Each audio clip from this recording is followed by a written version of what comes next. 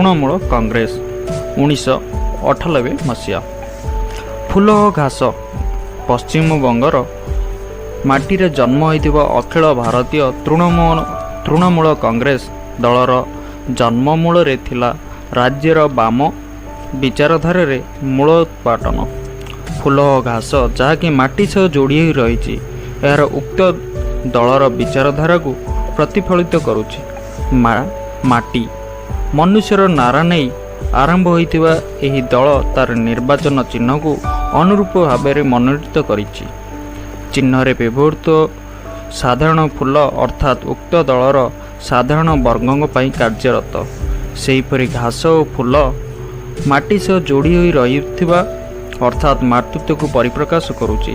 ଏହା ଅଖିଳ ଭାରତୀୟ ତୃଣମୂଳ କଂଗ୍ରେସର ଚିହ୍ନର ମହତ୍ତ୍ୱ। ଭାରତୀୟ କମ୍ୟୁନିଷ୍ଟ ପାର୍ଟି 19